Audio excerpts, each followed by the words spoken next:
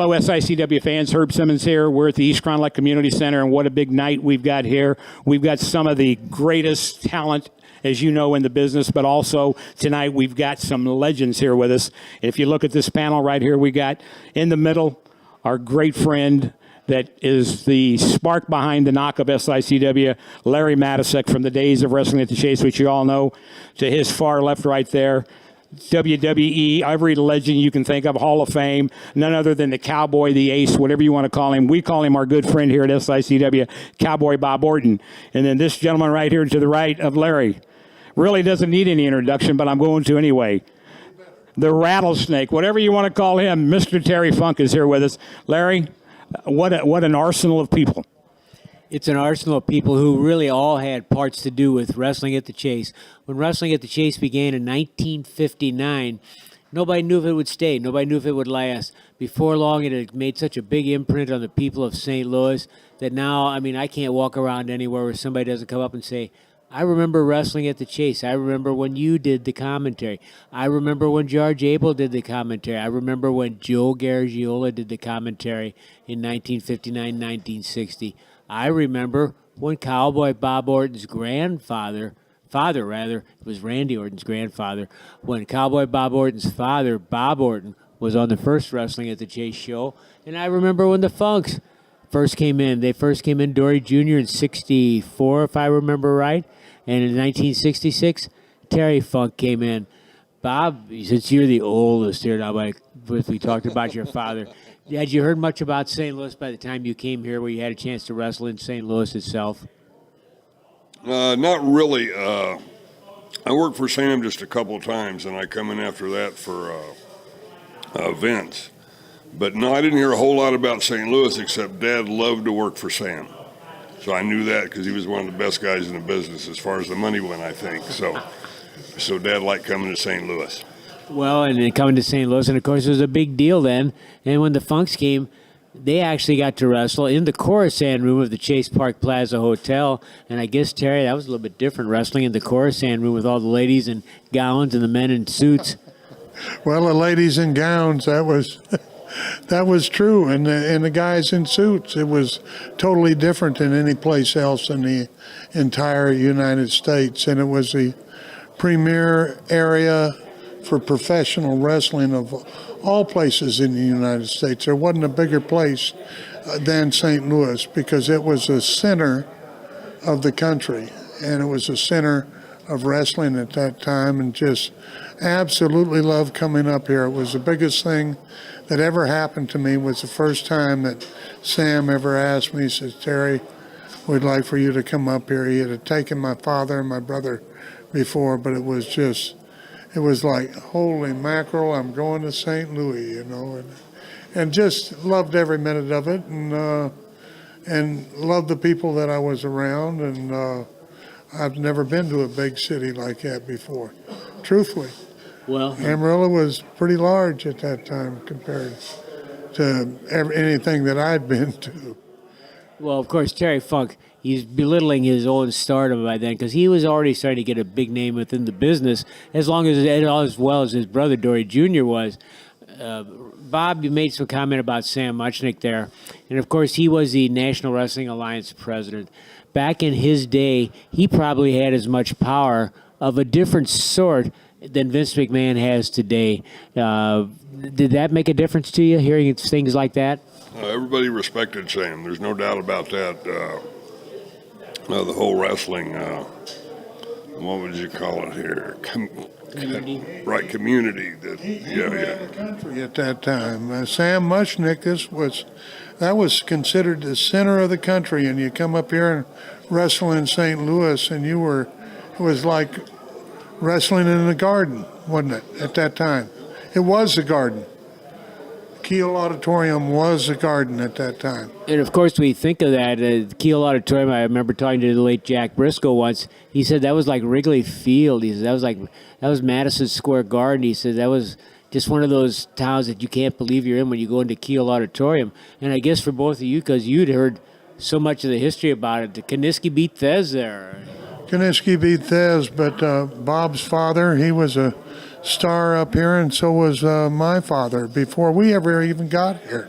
And it was just the place to be in the entire world of wrestling. It wasn't, you didn't want to be out in L.A., you didn't want to be in Toronto, you didn't want to be in New York City, you didn't want to be in Florida, you wanted to be on top in St. Louis. And it was because Sam Muchnick was the powerhouse of wrestling at that time. And that's where you could get your biggest push of all in the country. I guess one of the things that happened to Bob by the time you got here, Bob, and I was involved more in the promotion a little bit more than just doing the television. Sam was on the verge of retiring and then did retire.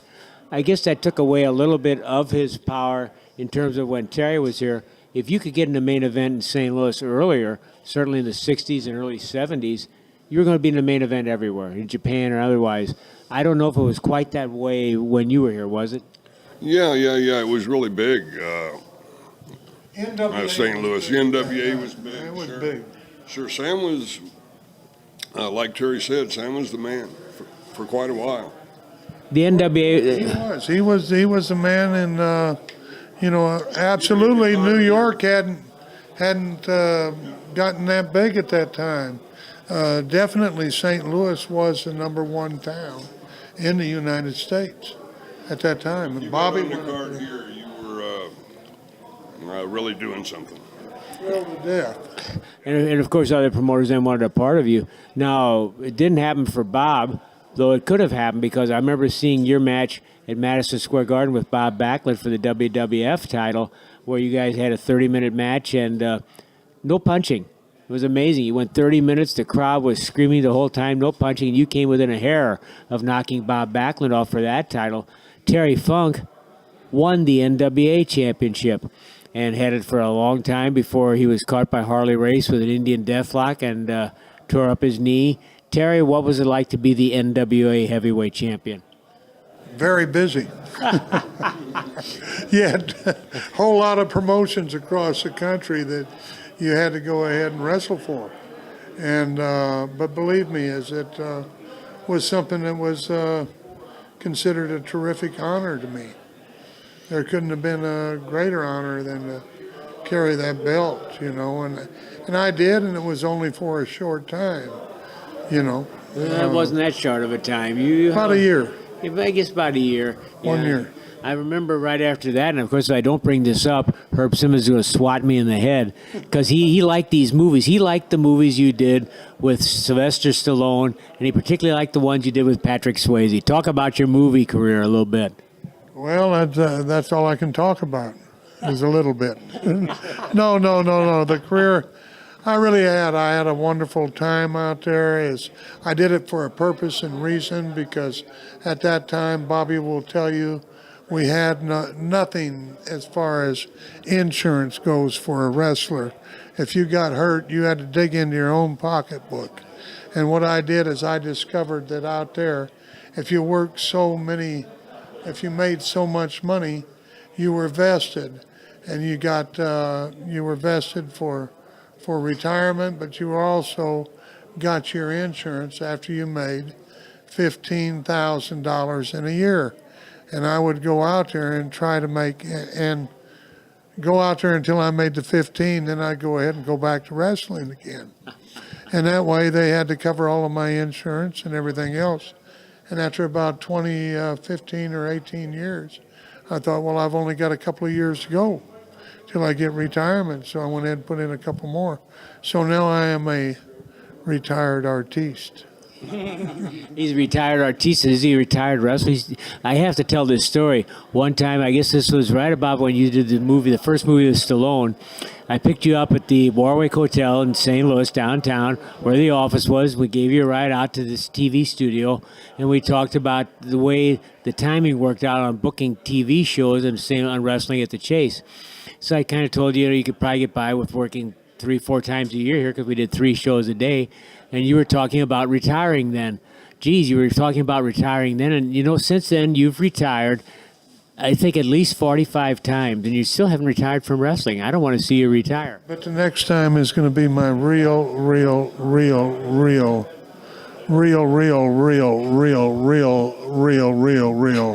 last wrestling match. until I Herb Simmons wrestled called. Terry for the World Heavyweight Championship in Florida in Oh, tell me.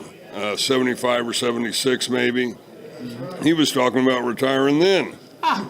You were wrestling when he had the belt? Yeah, And he's he was gonna talking retire. about retiring. Well, he says he's going to retire, and I remember, Larry, I was saying I was going to retire when whenever I went ahead and went to the arena and it was Bob's first match, I was talking about retiring. Well, as Larry remembers, you were back with the SICW back in the 80s, and since then we've tried to get you back up here, and every time I would call you, he'd say, I'm retired, I'll think about it. Well, I finally got him back here, and we're glad to have you here in East Carondelet. You've seen a little hospitality tonight from the fans. Absolutely. Just the same thing as always. Come to St. Louis, and those fans treat you great and treat you with respect. And And of course, we're but you know what? Is Bobby is just like I am, and by golly, we understand what a wrestling fan is, and we give respect back to him too. Well, and that's what we do at SICW. We're just trying to keep the old tradition alive. And when you look at, like I said, the panel we got here tonight, Larry Matysik, of course, is the voice of St. Louis wrestling for many, many years. Cowboy Bob Orton and Terry Funk. That's what SICW tries to do. When you got the locker room of the Ron Powers, Big Daddy, Travis Cook, and the list goes on and on. I think you guys have seen some of that talent here tonight. Let me bring up something here, too, that also comes up. Of course, we talk about Randy Orton, and of course, everybody knows he's been a superstar now with WWE, and he's certainly made many, many steps forward. I don't know if he's done more than you have or not. We'll have to talk about that someday. But actually, Randy got a lot of his start here with some of the guys that are at SICW. He worked out with them. Yes, he did. Fill us in. Gary Jackson. Spent a lot of time with Randy. And Ron Powers spent a lot of time with Randy. And he really appreciated. He always asked me how them guys are doing and everything. He's never got too big. He likes to talk about them, and he shows respect for his elders, which a lot of youngsters don't do nowadays. No, that's true. But again, it's all part of that St. Louis tradition, SICW, keeping the St. Louis tradition alive as much as it can with that type of wrestling. And I know as we sat here and we were looking at some of the interviews, Terry leaned over to me just before and he said, "You got a pretty good-looking crew here." So That's right. thank you. That was a compliment. It was a compliment to you, Herb. That was a compliment to this organization up here, because you really do. You got a pretty good-looking bunch of guys, and you got a lot of them, and some of them that I know, and I know that they're really helping out up here. Well, and Ryan and Herb, you should take credit for that yourself. First class. It's first class too, and that's important. Well, thank you. And again, Herb, take some credit for this yourself. You've made SICW run. Well, it's a pleasure to work for her. Well, it's all about the fans, as we said. I remember Larry telling me, and Sam Muchnick one time said, if you don't have the good workers and good fans, there is no show. Sam used to say you got to put the butts in the seats, and that's what we're trying to do. So we just want to take a few minutes, let you see these legends, and you're going to see a lot more of the SICW in the future, and we can't thank the fans enough. Stay tuned.